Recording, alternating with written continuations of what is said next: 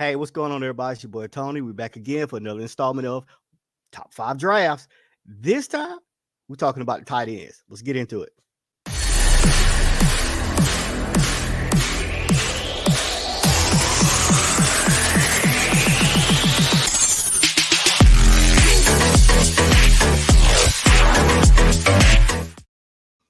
All right, my people, we back. Now, let's get straight into this. We're not going to go play around. As you can see, I got the greatest tight end of all time, Tony Gonzalez, and one of my favorite Falcons of all time, who happens to be a tight end, Algernon Darius Crumpler. Don't hate on it. All right, so again, we're not going to do these in any particular order. I'm just going to put out the 5 that I think are going to get drafted.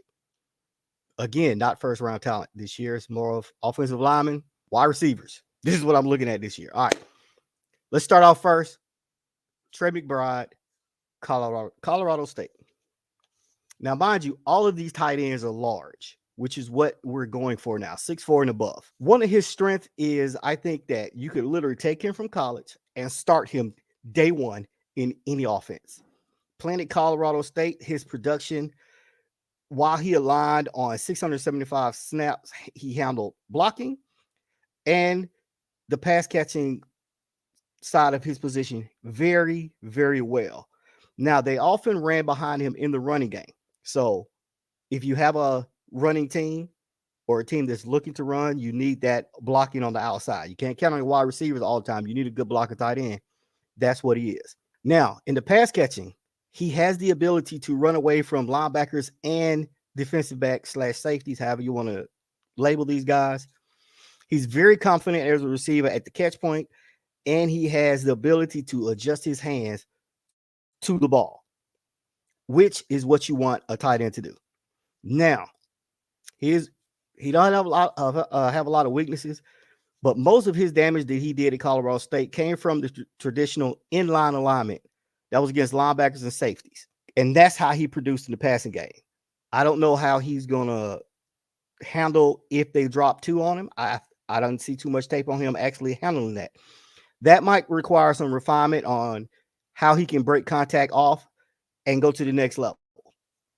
I still think he's the top tight end in this class because what he did on Saturday for Colorado State transfers easily to the NFL. I kind of look at him like a George Kittle, and for those that know the NFL, that's a pretty high compliment. So let's go on to another guy that I think very highly of, and I wouldn't mind my Falcons draft, even though we have a stud at tight end now. You can run 2 tight end sets, especially when you don't have wide receivers.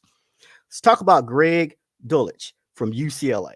Another big, solid tight end, 6'4", 243, 250 pounds. We know how they get them numbers, so more like 235. But let's get into his strengths real quick. He's very explosive at tight end. He offers playmaking skills in the downfield passing game. He has some speed. I think he ran a 4.6 40 at the combine, which is fast for a tight end, especially this one his size. He has the ability to attack the middle of the field, which you want. You don't want your slot receiver to always be the guy in the middle. You want that tight end to get in there and pull those linebackers away so the slot can exploit the weaknesses. He does have the ability to sink his hips and make sharp turns, which is what you expect out of a wide receiver. He does have good extension of separation when he runs his breaks, which is great. As a blocker, I'd put him right up there with Mcbride. But one of the things I did see wrong with him, while he is up there with McBride as a blocker, he's not the best. He does miss assignments, but that can be cleaned up with the right coach. There are times when he took bad angles to make a block, which killed the play. And we all know about angles and how that's important on certain run plays and certain pass plays. At the catch point, he still has a little trouble when he transitions too quickly from receiver to ball carrier. Sometimes he makes drops, but again, that's not big. That can be cleaned up at the next level. I think his playmaking skills are going to make him an attractive option for a lot of teams, particularly those that run 12 personnel, like my Falcons can do that. He can be a great addition. I even say that he could be a day one starter, if not day one. I don't see him waiting past week 5 once he gets acclimated to the league. He kind of reminds me of a Hunter Henry type tight end, which is Hunter Henry is another solid tight end in the NFL. Let's move on to another tight end that I like. I don't hold him in high regards as the first two. I think the first two are guaranteed day one starters. But Isaiah Likely from Coastal Carolina, I think he could be your future at tight end. 6'5", didn't run the 40. I would have liked to see how fast this guy is at that size, weighing 240 pounds ish. One of the things I was impressed with him, he's more comfortable catching the ball than the first two tight ends.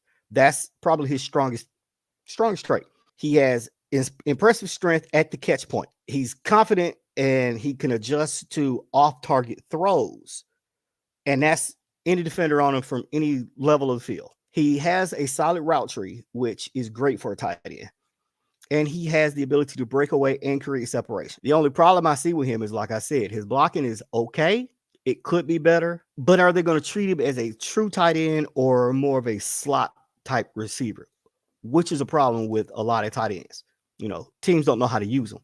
They want to put them on the outside, make them a wide receiver, but they're really tight ends. This is the kind of guy I think is more of his skill set makes him an in-betweener, but his size dictates that he's going to be a tight end.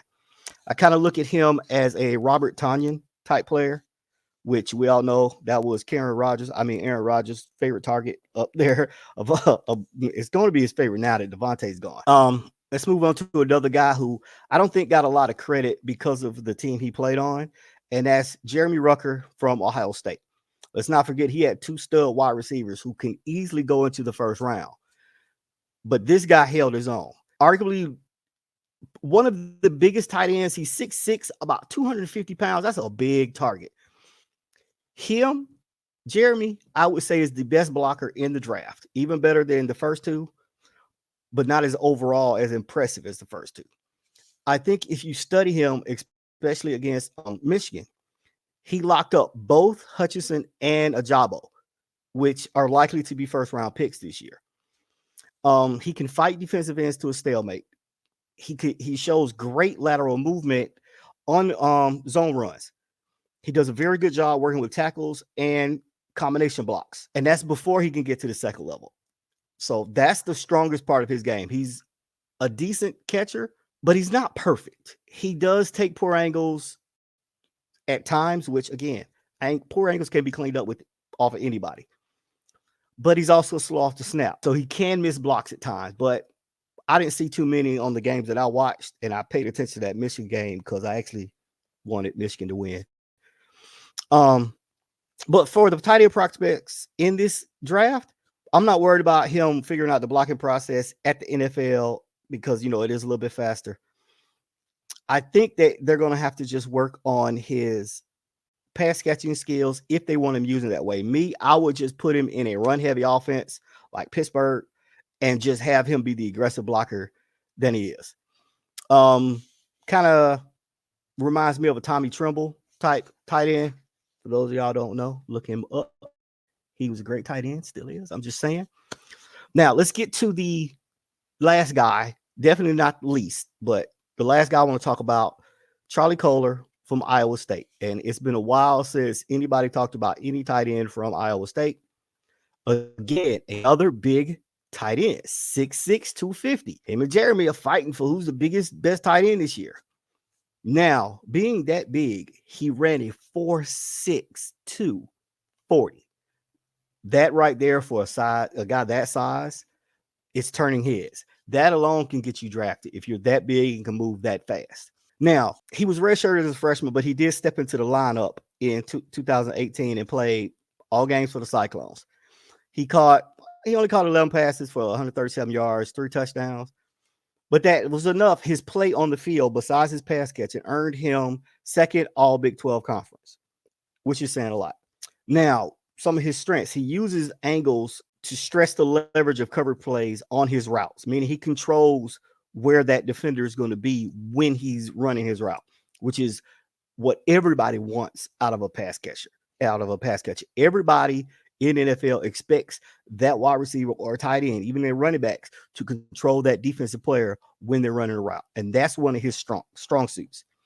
He constantly can get across the face of defenders on in breaking routes and post routes. Out breaking routes, he could do a little work on that, but he's still great at it. His weaknesses, though, most of his explosive plays at Iowa State came on coverage breakdowns and while the quarterback was scrambling. So, you know the old rule for those that played offense: when your quarterback runs, you make yourself open. And that's what he did. So it wasn't necessarily he ran a great route. He had to adjust for the quarterback. I don't see too much more wrong with him besides that. I compare him to a up and coming tight end who I expect to be used more this year, and that's Dallas Goedert. So that concludes my 5, but I also want to mention one more person that I think we need to give a shout out to, and that's you guys watching me right now. I need you to hit that like button. I need you to subscribe, and I need you to help us grow. And with that, I'm done. Holla!